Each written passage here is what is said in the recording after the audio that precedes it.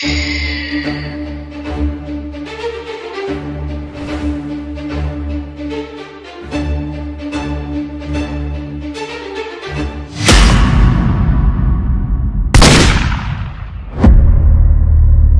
আপনার কিছু হয়নি তো?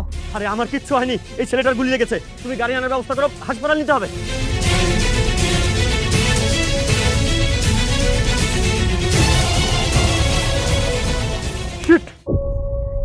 এবারও গুলিটা মিস হয়ে গেল।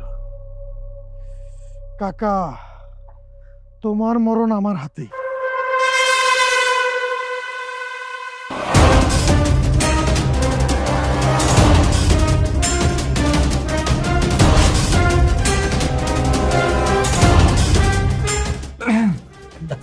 ডাক্তার সাহেব রোগীর কি অবস্থা? দেখুন, রোগীর বুকের ডান পাশে গুলি লেগেছে, অনেক রক্তক্ষরণ হয়েছে। আমরা তাও চেষ্টা চালিয়ে যাচ্ছি। আচ্ছা, রোগী আপনার কি হয়? অ্যাকচুয়ালি ও আমার কেউই হয় না। আমার কনস্ট্রাকশন সাইটে একজন শ্রমিক হিসেবে কাজ করে। আজকে আমার উপর একটা হামলা হয়, আমাকে একজন গুলি করে। আমি সেটা দেখতে পাইনি, কিন্তু এত শ্রমিকের ভিড়ে ওই ছেলেটাই সেটা দেখতে পায় আর আমার সামনে এসে দাঁড়ায়। গুলিটা আমাকে না লেগে ওর গায়ে লাগে। আসলে এরকম ছেলে এই জগতে খুবই দুষ্প্রাপ্য। আচ্ছা দেখেন, ওনাকে অপারেশন করতে হবে, আর অপারেশনের জন্য অনেক টাকা লাগবে। ডাক্তার সাহেব, আপনি টাকার কোনো চিন্তা করবেন না। যত টাকা লাগে আপনি ওকে সুস্থ করার ব্যবস্থা করুন। আপনার বেস্ট সার্ভিসটা ওকে দেওয়ার চেষ্টা করুন। আচ্ছা দেখেন, রোগীর অনেক বেরিয়ে হয়েছে, তাও আমার জায়গা থেকে আমি অনেক চেষ্টা করছি। আচ্ছা, আপনি একটা কাজ করেন, আপনি কাউন্টারে টাকাটা জমা দিয়ে দেন, তারপরে আমি দেখছি কী করা যাচ্ছে। ওকে, আমি তাহলে অ্যাকাউন্টসে লাখ টাকা জমা দিয়ে দিচ্ছি, আপনি চেষ্টার কোনো ত্রুটি করুন। আচ্ছা ঠিক আছে। পাগলপুর কার এত ক্ষোভ, কার এত রাগ যে আমাকে প্রাণে মারতে চায়? তো একটু চুনান প্রাণে কাছে গেলাম। ভাইজান, ভাইজান শুনলাম কারারা কি আপনার উপর আক্রমণ করেছে? আপনার কোথাও লাগেনি তো ভাইজান? আপনি সুস্থ আছেন তো?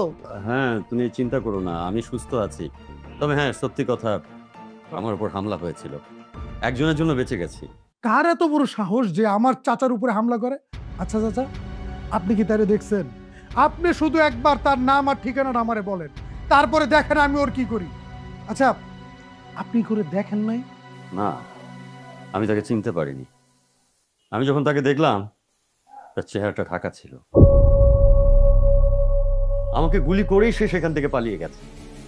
কে বা কারা আমি কিছুই বুঝতে পারিনি। কিন্তু চাচা, আপনারে গুলি করলো, আপনার গায়ে লাগলো না, এটা কিভাবে সম্ভব? আসলে আমার কনস্ট্রাকশন ফার্মে অনেকেই কাজ করছিল, তাদের মধ্যে একটি ছেলে বিষয়টা বুঝতে পারে আর সে আমার সামনে এসে দাঁড়ায়। যে গুলিটা আমার বুকে লাগতো সেটা সে নিজে বুক পেতে নেয়। ছেলেটাকে আমি নিজে হসপিটালে নিয়ে গেছি। ডাক্তার বলল একটা অপারেশন করতে হবে। আল্লাহ যেন ওকে তাড়াতাড়ি সুস্থ করে দেন। ও না থাকলে আজকে আমি তোমাদের সামনে দাঁড়িয়ে কথা বলতে পারতাম না, আমি বেঁচেই থাকতাম না। ছেলেটার নাম দীপ্ত। আমার কনস্ট্রাকশনে এর আগে কখনো দেখিনি। আমার ছেলেটাকে খুব ভালো লেগেছে। এই স্বার্থের দুনিয়ায় এমন স্বার্থহীন একটা ছেলে আসলে ভাবাই যায় না। ভাইজান, ভাইজান আপনার কি মনে হয় কারা আপনার উপরে এইভাবে হামলা করতে পারে? হ্যাঁ, সেটা বুঝতে পারলে তো আমি নিজেই বলতাম। আমি দেখতে পারিনি। ভাইজান, আপনি এখন থেকে সাবধানে থাকবেন। একবার যখন আপনার উপর হামলা হয়েছে, দ্বিতীয়বারও আপনার উপর হামলা হতে পারে। হ্যাঁ, এই জন্য ফেরার পথে আমি থানায় গিয়েছিলাম। একজন অফিসার আছে আমার খুব কাছের মানুষ, আমি তাকে বিষয়টা খুলে বললাম। সে আমাকে বলল সে দেখছে, আর আমাকে দুশ্চিন্তা করতে মানা করলো। আচ্ছা চাচা, অথই কই? ওরে তো দেখতেছি না, ও বাসায়ও নাই। আর বলো না, আমি ওকে ফোন দিয়ে যাচ্ছি, ও ফোন ধরে না, 3 দিন ধরে বাড়িতে নেই। এই মা মরা মেয়েটাকে নিয়ে আমি আছি আরো দুশ্চিন্তায়। কোথায় যায়, কি করে, মানে কিচ্ছু জানানোর প্রয়োজন মনে করে না। মানে আমাকে যে বাপ বলে গণ্যই করে না। বন্ধু, মালটা তো করা অনেক।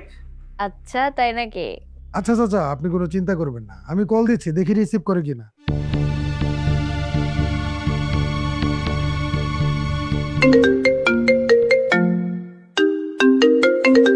দেখ শিবু ভাইয়া। হ্যাঁ শিবু ভাইয়া বলো। কিরে তুই কই আসস? চাচা তোরে কতবার কল দিছে, তুই নাকি ফোন রিসিভ করস না? শিবু ভাইয়া, আমি আমার এক ফ্রেন্ডের বাসায় এসেছি গ্রুপ স্টাডি করার জন্য। সবসময় ফোন নিয়ে পড়ে থাকলে তো চলবে না, আমার তো পড়াশোনা বলতে কিছু একটা আছে নাকি। আমি এখন ফোনটা রাখছি, আমার এখন অনেক পড়া বাকি আছে। রাখলাম ফোনটা। কি কয়? আর বাদ দে, চল। ও চাচা, কোনো চিন্তা করবেন না, ওর ফ্রেন্ডের বাসায় আছে, গ্রুপ স্টাডি করতেছে, চলে আসবে। আচ্ছা ঠিক আছে। বাবা শিপু, তুমি একটু ওকে বোঝাও না, ও তোমার কথা শোনে। তুমি একটু ওকে বোঝাও যে ও যেভাবে চলছে এটা ঠিক না, পরে কখন কোন বিপদ হয়ে যায়, দিনকাল ভালো না। তুমি একটু বোঝাও না। ঠিক আছে। ঠিক আছে চাচা, আমি ওকে বোঝাবো।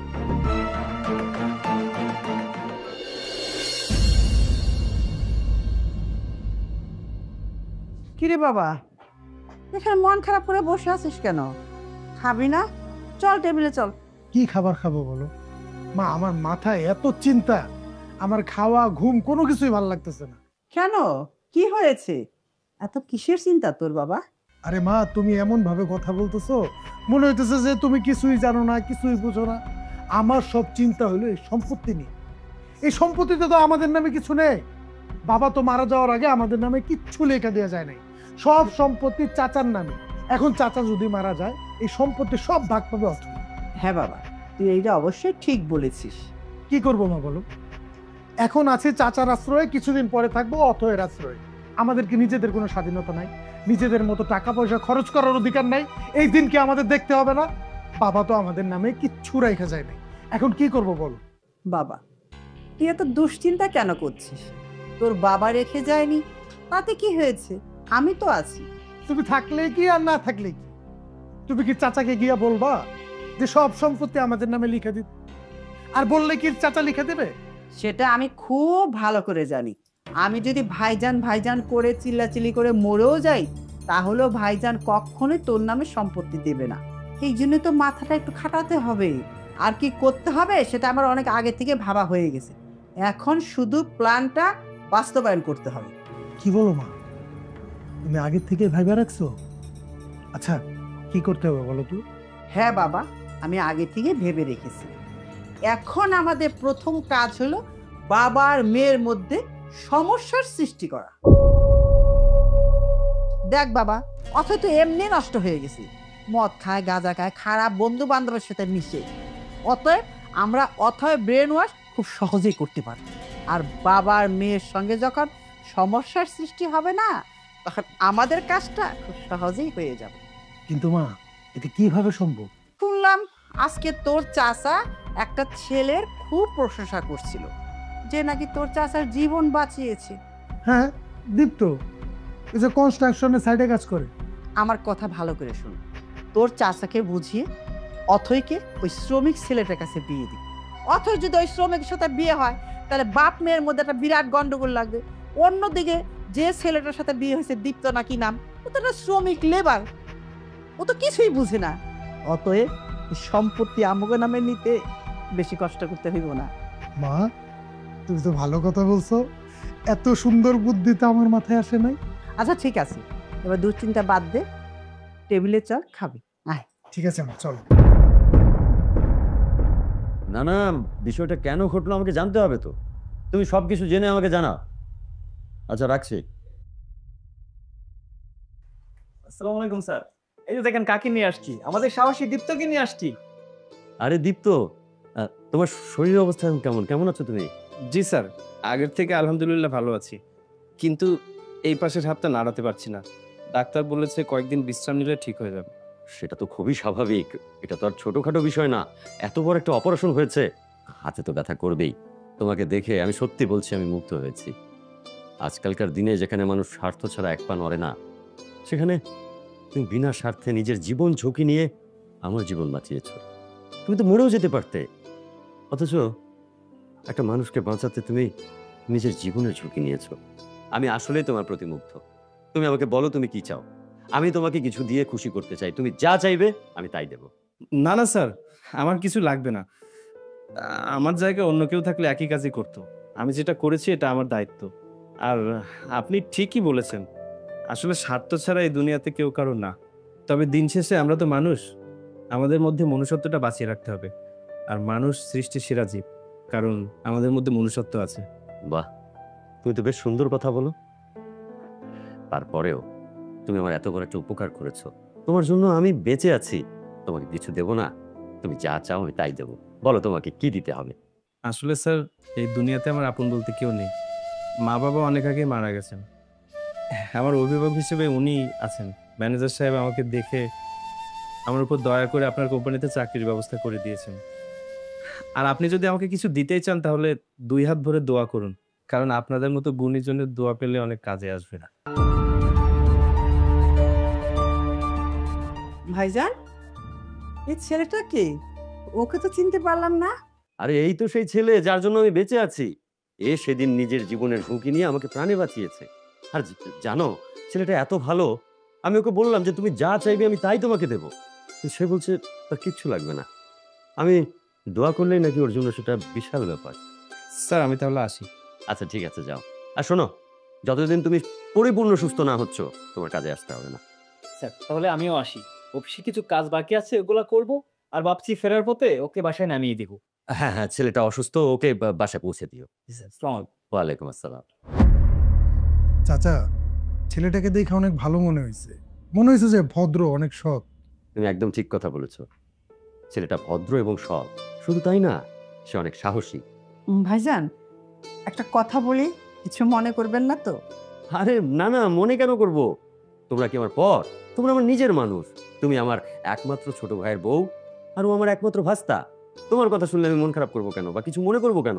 ভাইজান, অথই মামনি বেশ বড়সড় হয়েছে, কিন্তু দিন দিন যেন ওর চলাফেরা কেমন হয়ে যাচ্ছে।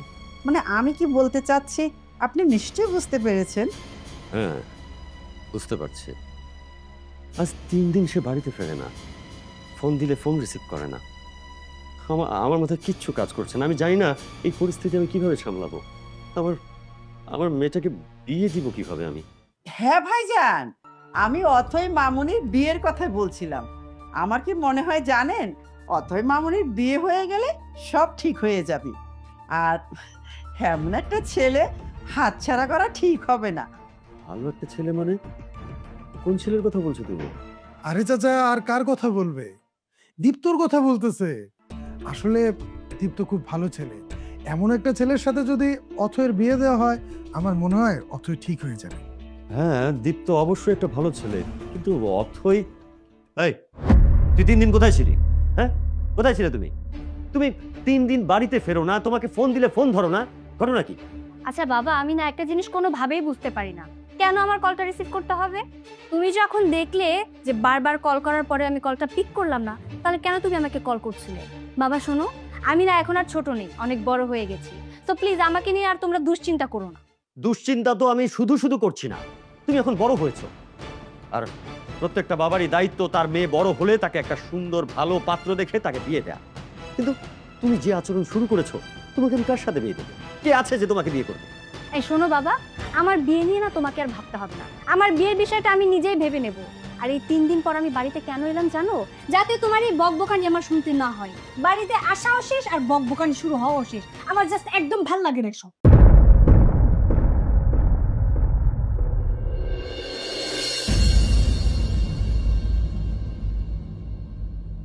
সালামালাইকুম স্যার। ওয়ালাইকুম আসসালাম। ও তোমরা এসেছো? বসো বসো বসো। আরে নিচে বসছো কেন? সোফায় বসো। স্যার আপনি হঠাৎ আমাকে ডাকলেন? আপনি তো বলেছিলেন যে সুস্থ না হওয়া পর্যন্ত যেন কাজে না আসি। আমি তোমাকে কাজ করতে ডাকিনি। তোমার এখন কাজ করতে হবে না, তোমার সুস্থ হতে হবে। আমি একটা গুরুত্বপূর্ণ কথা বলার জন্য ডেকেছি। বলতে পারো আমি তোমাকে একটা প্রস্তাব দেওয়ার জন্য ডেকেছি। কিসের প্রস্তাব স্যার? আমার একমাত্র মেয়ে অথই, আমি চাই তোমার সাথে তার বিয়ে দিতে। অর্থাৎ আমি তোমাকে আমার মেয়ের জামাই বানাতে চাই। না না স্যার, কি বলছেন আপনি? এসব হতে পারে না, এটা সম্ভব না স্যার। আমি আপনার কোম্পানির সামান্য একজন শ্রমিক, আপনার মেয়ের জামাই কিভাবে হব? স্যার এ হয় না। দীপ্ত, আমি তোমাকে যতটুকু চিনেছি তাতে আমার ধারণা ছিল তুমি এমন কথাই বলবে। শোনো, আমি আমার মেয়ের জন্য একটা সৎ সাহসী ছেলে খুঁজছিলাম, আর তুমি ঠিক তেমনই সৎ সাহসী একটা ছেলে। আর তাই আমি এই সিদ্ধান্ত নিয়েছি যে আমি আমার মেয়ের জামাই তোমাকেই বানাবো। স্যার আপনি একবার ভেবে দেখুন, আপনি হয়তো রাজি, কিন্তু আপনার মেয়ে যদি রাজি না হয়? সেটা তোমাকে ভাবতে হবে না, সেদিকটা আমি দেখছি। তুমি শুধু মুখ ফুটে বলো তুমি এই বিয়েতে রাজি কিনা, তারপর বাকিটা আমি দেখছি। স্যার, এই দুনিয়াতে আমার মা বাবা বলে কেউ নেই। এই ম্যানেজার সাহেব, ইনি আমার অভিভাবক, উনি আমার ভালো মন্দ যাচাই করেন।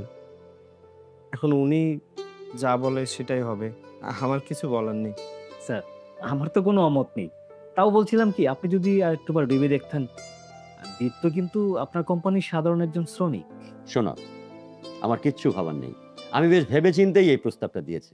তাহলে ওই কথাই থাকলো, আগামী শুক্রবার আমার মেয়ের সাথে আমি তোমাকে বিয়ে দিয়ে দিচ্ছি। আলহামদুলিল্লাহ। স্যার, তাহলে আসি স্যার।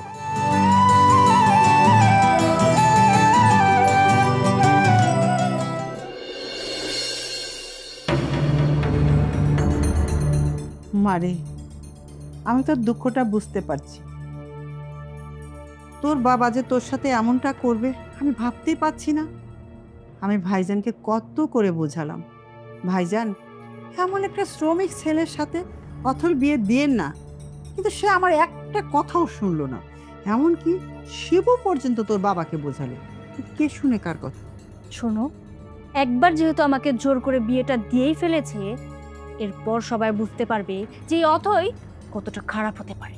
তুই কোনো চিন্তা করিস না, আমি সব সময় তোর পাশে আছি। আজ থেকে আমি এ বাড়িতেই থাকবো, আর আমি সব সময় তোকে সাপোর্ট করব। ঠিক আছে চাচি, শুধু তুমি আর শিপু ভাই আমাকে সাপোর্ট করে যেও, তারপরে দেখবে ওই শ্রমিকটার আমি কি হাল করি।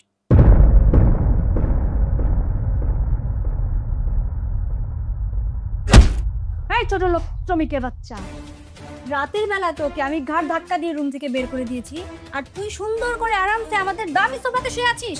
আসলে তুমি যখন রাতে ঘর থেকে বের করে দিয়েছিলে, তখন এই সোফাতে এসে বসেছিলাম। বসতে বসতে কখন ঘুমিয়ে পড়েছি নিজেও বুঝতে পারিনি। একদম চুপ, তোর এই ন্যাকা কথা আমি একদম শুনবো না। এখন এখানে দাঁড়িয়ে না থেকে যা, আমার জন্য গিয়ে চা বানিয়ে নিয়ে আয়। কি হলো, দাঁড়িয়ে কেন আছিস? যাবি নাকি আরেকটা দিব? কি ব্যাপার তুই এখানে তো চেঁচামেচি কিসে? আরে শোনো না, এই শ্রমিকের বাচ্চাটাকে আমি বললাম যে আমার জন্য চা করে নিয়ে আসতে, কিন্তু না, সে ফ্যাল করে আমার কথাগুলো হজম করছে আর শুনছে। অথই, নতুন জামাইয়ের সাথে কেউ এই ব্যবহার করে? তোমার চা খেতে ইচ্ছে করছে আমাকে বলতে, আমি চা বানিয়ে নিয়ে আসতাম। ঠিক আছে, তুমি মাথা ঠান্ডা করে বসো, আমি তোমার জন্য চা বানিয়ে নিয়ে আসি। না না চাচি, তার কোনো দরকার নেই, আমি নিজেই যাচ্ছি, চা বানিয়ে নিয়ে আসছি। জামাই বাবাজি, তুমি একা কেন চা বানাতে যাবে? তুমি একা চা বানাতে গেলে বিষয়টা ভালো দেখা যাচ্ছে না। চলো আমরা দুজনে মিলেই বানাবো, এসো।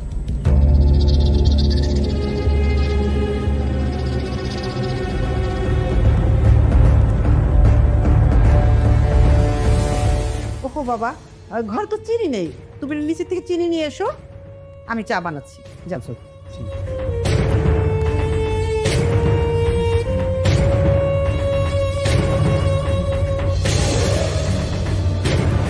সরি বাবা, ঘরে না চিনি ছিল, আমি চা বানিয়ে ফেলছি। নাও তুমি চাটা নিয়ে অথৈকে দাও, এটা দিয়ে যাও। যাও যাও, অথৈকে নিয়ে চা দাও। অথৈ চা খাবে আর মারা যাবে। আমি অথৈ চায়ের মধ্যে চিনির বদলে বিষ মিশিয়ে দিয়েছি, আমি কাঁটা দিয়ে কাঁটা তুলবো। এই নাও তোমার চা। বাহ, চমৎকার। আমি সেই কখন বলেছিলাম আমার জন্য এক কাপ চা করে নিয়ে আসতে, আর সেই মহারাজা আমার জন্য এখন চা বানিয়ে নিয়ে আসলো। কি কি ব্যাপার, তুই কি বাগানে গিয়ে আমার জন্য চা পাতা তুলে চা বানিয়ে তারপরে আমার জন্য নিয়ে আসলি? ছোট লোক যেন কোথাকার, তোর চা তুই খা, আমি খাবো না। সাইড দে।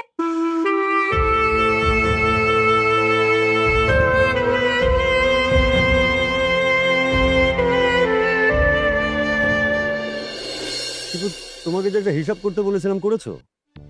এই প্রজেক্টটা কমপ্লিট করতে আমার টোটাল কত দিন কত টাকা লাগবে আমাকে একটু জানাও তো। আরে চাচা, সব হিসাব করা আছে। কাজটা শেষ করতে 25 দিন সময় লাগবে, আর টাকা আর 1 কোটি টাকা হলে হয়ে যাবে। আরে তুমি তুমি এখানে কেন? তোমাকে তো বাসায় থাকতে বলেছিলাম। না বাবা, আসলে হয়েছে কি, সবসময় বাইরে থাকা অভ্যাস তো, বাড়িতে মন টিকছিল না, তাই চলে আসলাম আপনার প্রজেক্টটা দেখতে। আরে কি বলছো? আমার প্রজেক্ট মানে? এটা যেমন আমার প্রজেক্ট তেমন তোমারও প্রজেক্ট। ভুলে গেলে চলবে না, তুমি আমার একমাত্র মেয়ের জামাই। আরে আমার সবকিছু দায় দায়িত্ব তো তোমারই। আচ্ছা, সেটা যদি হয় তাহলে আপনাকে একটা কথা বলি। আমি শুনলাম প্রজেক্টটা করতে নাকি 1 কোটি টাকার মতো খরচ আর 25 দিন সময় লাগবে। বাট আমার কোনোভাবে মনে হচ্ছে না যে 80 লক্ষ টাকার 1 টাকাও বেশি হবে। আর আই এম সিওর মাত্র 15 দিনে প্রজেক্টটা কমপ্লিট করা সম্ভব। এই, তুমি প্রজেক্টে কি বুঝবা? তুমি একটা শ্রমিক, তোমার কাজ হলো ইট, বালু, রড, সিমেন্ট এগুলা লিয়া। তুমি এই প্রজেক্টের কি বুঝবা? বাবা, আপনি আমার উপর আস্থা রাখতে পারেন। আপনি যদি আমার উপর আস্থা রেখে প্রজেক্টটা আমাকে দেন তাহলে আমি 80 লক্ষ টাকায় মাত্র 15 দিনে কমপ্লিট করে দিতে পারবো। এত বড় প্রজেক্ট এই টাকায় তুমি কি পারবে? আরে না না চাচা, এই কাজটা করবেন না। এই প্রজেক্টটা ওর হাতে দিলে আমাদের প্রজেক্টটা অনেক বড় ক্ষতি হয়ে যেতে পারে। আমি শুধু এতটুকু আপনাকে বলবো, আপনি আমার উপর আস্থা রাখতে পারেন, বাকিটা আপনার ইচ্ছা। আচ্ছা ঠিক আছে, আমারও দেখতে হবে যে তুমি কাজটা পারো কিনা। আজ থেকে এই কাজের দায়িত্ব তোমার, শুরু থেকে শেষ পর্যন্ত এই কাজটা তুমি করবে এবং 15 দিনে 80 লক্ষ টাকায় তুলবে। পারবে তো? I'll try my best. Okay, best of luck. চলো।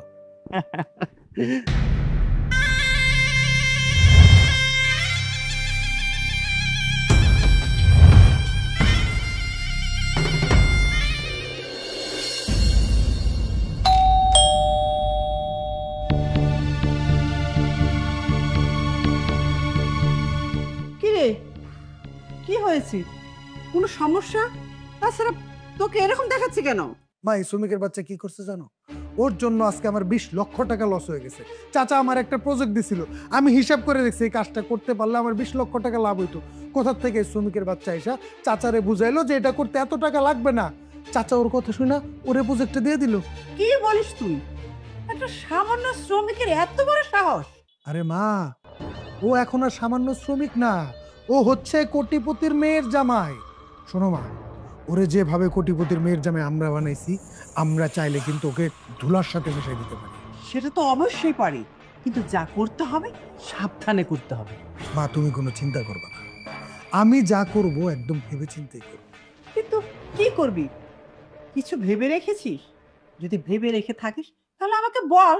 শোনো, পরিস্থিতিটা আগে দেখতে হবে, বুঝতে হবে। আগে দেখি চাচা কি করতে চাচ্ছে আর ওই শ্রমিকের বাচ্চাটা কি করতেছে, তারপর বুঝে শুনে কাজটা করতে হবে। আমি ওকে এবারে এমন ভাবে ফাঁসাবো, ও নিজেও কখনো কল্পনাই করে নাই যে এই কাজটা আমি করতে পারি। আচ্ছা দীপ্ত, আমি তোমার কি এমন ক্ষতি করেছিলাম বলো তো, যে তুমি আমাকে আমাকে এভাবে পথে বসালে আমার এত বড় ক্ষতি করলে? কেন বাবা, কি হয়েছে? আমি তো কিছুই বুঝতে পারছি না, আপনাকে এত চিন্তিত কেন লাগছে? চিন্তিত কেন? তুমি আমাকে বললে ওই প্রজেক্টটা 80 লক্ষ টাকায় 15 দিনে হয়ে যাবে। আমি তোমার কথায় ভরসা করে সম্পূর্ণ দায়িত্ব তোমাকে দিলাম। আর আজকে আমার যখন হ্যান্ডওভারের সময় প্রজেক্টটা হ্যান্ডওভারের আগে ভেঙে পড়লো, ধসে পড়লো, আমি তো পথে বসে গেছি। তুমি নিশ্চয়ই এই প্রজেক্টে টাকা বাঁচানোর জন্য রড, বালি, সিমেন্ট এসব ক্ষেত্রে গাফিলতি করেছো, ঠকিয়েছো, যে কারণে এই প্রজেক্টটা হ্যান্ডওভারের আগে ভেঙে পড়েছে। না না বাবা, আপনি কি বলছেন? এটা হতে পারে না। আচ্ছা আমি দেখছি। আরে দাঁড়াও, ঠিক বলেছো, এটা হতে পারে না, এরকম হয়ও নি। তুমি জানো এই প্রজেক্টে আমার এক্সট্রা 20 লক্ষ টাকা লাভ হয়েছে, আর এ কারণে আমার তোমার উপর আস্থা বেড়ে গেছে। শোনো, আমি সিদ্ধান্ত নিয়েছি এখন থেকে আমার যত প্রজেক্ট আছে, যত প্রপার্টি আছে, সব তুমি দেখাশোনা করবে। সবগুলোর দায়িত্ব এখন থেকে তোমার। না বাবা, এত বড় দায়িত্ব আমি নিতে পারবো না। হ্যাঁ, আমি মানছি যে আমি একটা প্রজেক্ট সাকসেসফুল করেছি, তাই বলে পুরো অফিসের দায়িত্ব আমি পারবো না। তুমি কি পারবে কি পারবে না সেটা আমি খুব ভালো করে বুঝি। আমি এই যে অবস্থানে এসেছি না, মানুষ চুরিয়ে এসেছি। আমি মানুষকে দেখলেই বুঝতে পারি তার ভেতরে কি যোগ্যতা আছে। অথয়, অথয়, বলো বাবা। দীপ্ত কি করেছে জানিস? বাবা শোনো, ও কি করেছে কি করেনি সেটা আমি জানার কখনোই প্রয়োজন মনে করি না। হ্যাঁ, হতে পারে এই শ্রমিকটা তোমার কাছে খুব পছন্দের, কিন্তু ও কখনো আমার কাছে পছন্দের ছিল না, আর আগামীতে হবেও না। ও কি করেছে, ও কি করলো, এসব কিছু না আমার দেখার বিষয় না। বাবা শোনো, আমি এই ছেলেটার বিষয় নিয়ে না কখনো আগ্রহ দেখাই না, সো প্লিজ তুমি ওর বিষয়ে আমাকে কখনো কিচ্ছু বলতে আসবে না। বাবা দীপ্ত, তুমি বাবা মনে কিছু করো না। আমার মেয়েটা একটু বদরাগী, কিন্তু ওর মন মানসিকতা খুব ভালো। একটু ধৈর্য ধরো, কটা দিন গেলে না সব ঠিক হয়ে যাবে। বাবা তুমি মন খারাপ করো না।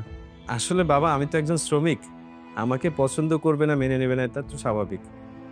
আমি কিছু মনে করিনি। তাহলে ওই কথাই রইলো, তুমি আগামীকাল থেকে অফিসে বসছো। Best of luck. অনেক সহ্য করছি, আর না, এইবার আমি দীপ্তরে শেষ করে দেব, আর এমন ভাবে শেষ করব যে কেউ টেরও পাবে না।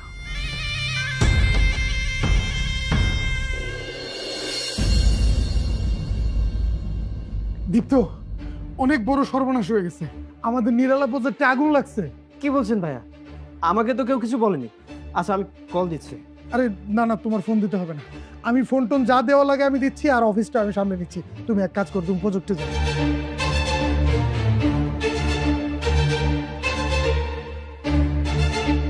আচ্ছা দীপ্ত, তোমার ফোনটা আমার দিয়ে যাও, আমার ফোনে চার্জ নাই।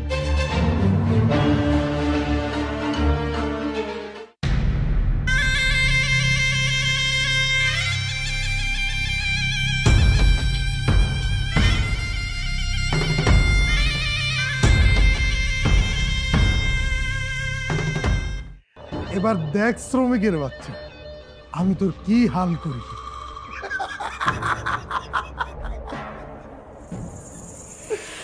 আগুন লাগছে, আগুন, তোর জীবনে আগুন লাগছে। বাবা, বাবা, বাবা কোথায় তুমি? বাবা! আরে কি ব্যাপার বাবুনি, তুই চিৎকার করছিস কেন? চিৎকার করবো না তো কি করব? আমি ড্রয়ারে 10 লক্ষ টাকা রেখেছিলাম কিছুদিন পর ডায়মন্ডের নেকলেস কিনবো বলে। এখন দেখছি টাকাটা উধাও হয়ে গেছে। কোথায় গেল আমার টাকা? আরে কোথায় আবার যাবে? হয়তো কোথাও রেখেছিস, ভালো করে খুঁজে দেখ, পেয়ে যাবি। বাবা, তোমার কি আমাকে বোকা মনে হয়, পাগল মনে হয়? আমি টাকাগুলো না খুঁজে শুধু শুধু চিৎকার চেঁচামেচি করছি? আমি খুব ভালো করে টাকা খুঁজেছি, আমি টাকা কোথাও পাইনি। আমার কি মনে হয় জানো, টাকাটা চুরি হয়েছে। আরে বাড়ি থেকে টাকা চুরি হবে কি করে? আমার বাড়িতে চোর আছে? হ্যাঁ, আমার বাড়িতে তো বাইরের কেউ আসে না, আমরা যে কজন থাকি। আমার মনে হয় কি ভাইজান, টাকাটাই দীপ্তই চুরি করেছে, কারণ আমরা সবাই এইখানে, দীপ্ত তো এইখানে নাই। আর তাছাড়া দীপ্তর আজকে অফিসে যাওয়ার কথা ছিল, শিপু বলল ও আজকে অফিসেও নাকি যায়নি। হ্যাঁ চাচা, আমারও মনে হয় দীপ্ত এই টাকাটা চুরি করছে। হ্যাঁ, তুমি একদম ঠিক বলেছো, আমারও ঠিক এটাই মনে হচ্ছে। টাকাটা ওই ছোট লোকের বাচ্চাটাই চুরি করেছে। কারণ শ্রমিক তো বড়লোক বাড়িতে ঢুকেছে, লক্ষ লক্ষ কোটি কোটি টাকা চোখের সামনে দেখছে। আমার তো এটাই মনে হচ্ছে যে এই টাকাগুলো দেখে ও লোভ সামলাতে পারেনি, ঠিক এই কারণে লোভ সামলাতে না পেরে আমার টাকাগুলো চুরি করেছে। না না না, আমার সেটা মনে হচ্ছে না। ছেলেটা একটা সৎ ছেলে, ভালো ছেলে, ওকে তো আমি ভালো করে চিনি। না, আমার এটা মনে হচ্ছে না। আসলে চাচা, আপনি না মানুষ চিনতে ভুল করছেন। আচ্ছা, আমি মাইনা নিলাম ছেলেটা সৎ। যদি সৎ হয়ে থাকে, আপনি ওর ফোনে একটা কল দেন না, কল দিয়ে দেখেন। যদি সে টাকা চুরি করে তাহলে তো ফোন বন্ধ করে রাখবে, আর না চুরি করলে ফোন খোলা থাকবে। কল দিয়ে দেখেন। হ্যাঁ, আমি এক্ষুনি কল দিচ্ছি।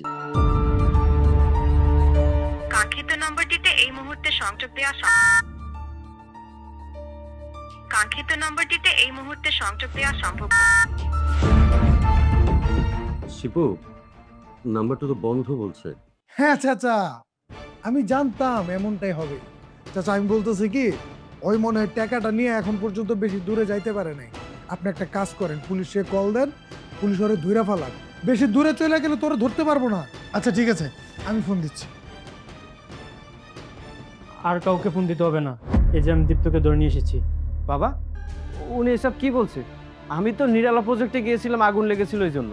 দেখছেন চাচা, কত বড় মিথ্যা কথা। একটা মিথ্যাকে ঢাকার জন্য কতগুলা মিথ্যা কথা সাজাইছে। আমাদের প্রজেক্ট তো ঠিকই আছে, তাহলে ওই মিথ্যা কথা কেন বলছে? আমি তোকে কত বিশ্বাস করেছিলাম, কত আশা করে ভরসা করে আমার একমাত্র মেয়ের সাথে তোকে বিয়ে দিয়েছি, আমার সমস্ত সহায় সম্পত্তির দায়িত্ব তোকে দিয়েছি, আর তুই তুই আমার পিছে ছুরি মারলি। তুই তো একটা চোর, একটা মিথ্যাবাদী। অফিসার, আপনি এই মিথ্যাবাদী চোরটাকে আমার সামনে থেকে নিয়ে যান, একে আমি আর সহ্য করতে পারছি না। কাউকে কোথাও নিয়ে যেতে হবে না, যাকে নেওয়ার আমরা ঠিক তাকেই নিয়ে যাব। আসাদ, তুমি এখানে আমার বাড়িতে? আচ্ছা, তুমি কি কোনো খোঁজ খবর পেয়েছো? কে আমার উপর হামলা করেছিল, কে আমাকে গুলি চালিয়েছিল? হ্যাঁ, আমি সব খোঁজ পেয়েছি, তার সাথে আরেকজনের খোঁজ পেয়েছি। ওই যে একটা কথাই আছে না, কিছু করতে গিয়ে সাপ বের হয়ে আসে। তার মানে তুমি কি বলতে চাইছো? আমি তো কিছুই বুঝতে পারছি না। বাবা, মানেটা আমি আপনাকে বুঝিয়ে বলছি। আপনাকে খুন করতে চেয়েছিল আপনারই ভাইয়ের ছেলে শিপু। আমি সেটা আগে থেকেই বুঝতে পেরেছিলাম, কিন্তু আমি কাউকে বলিনি, বুঝতে দিইনি। কারণ আমি যদি বুঝতে দিতাম তাহলে এতগুলো তথ্য আমি পেতাম না। আমি অফিসারকে আগে থেকেই সবকিছু জানিয়ে রেখেছিলাম যে ওনার উপরে আমার সন্দেহ আছে। হ্যাঁ, ওই দিন থেকেই আমরা মিস্টার শিবু সাহেবের ফোন নাম্বার ট্যাগ করি। ওখান থেকে আমরা বাকি সব তথ্য জানতে পারি। ওই দিন আপনার উপর হামলা চালিয়েছিল, এমনকি আপনাকে খুন করতে চেয়েছিল এই ছেলেটা, মিস্টার শিপু চৌধুরী। শুধু তাই নয় বাবা, আজকে যে আমাকে ফাঁসানো হয়েছে এই সব কিছু এনারাই করেছে। আর অথই, তোমাকে বলছি, তুমি এই যে নেশা করে নেশাগ্রস্ত হয়েছে কেন, সব কিছু এনাদের কারণে। আর তুমি আজ তোমার বাবাকে ভুল বুঝছো। আরে তোমার বাবা এমনটা কেন করবে যাতে তোমার ক্ষতি হবে? তোমার বাবা ইনফ্যাক্ট সারা জীবন যা কিছু করেছে তোমাকে ভালো রাখার জন্যই করেছে। আর তুমি কি জানো তার সমস্ত ব্যাংক ব্যালেন্স, সম্পদ সম্পত্তি সবকিছু তোমার নামে আগে থেকেই করে রেখেছে, কিন্তু তোমাকে কিছুই বলেনি, কারণ তুমি বিনা কারণে সেগুলো নষ্ট করে ফেলতে। আর তুমি তোমার সেই বাবাকে ভুল বুঝছো। সেই কি ব্যাপার আসাদ, তুমি এখনো দাঁড়িয়ে আছো কেন? এই দুটোকেই আমার চোখের সামনে থেকে নিয়ে যাও। কত বড় সাহস! এরা আমার উপর গুলি চালিয়েছিল, আমার সংসারটা ভেঙে দিতে চেয়েছিল। হ্যাঁ, আমি সেটাই করতেছি। এই যে মিস্টার শিবু, খুনের অভিযোগে, জালিয়াতির অভিযোগে আপনাকে আমার সাথে থানায় যেতে হবে। আর ম্যাডাম, আপনাকেও আমার সাথে থানায় যেতে হবে। আর আপনি যদি নিজের ইচ্ছা না যেতে চান, তাহলে কিন্তু আমি ফোর্স এনে আপনাকে নিয়ে যেতে বাধ্য থাকবো।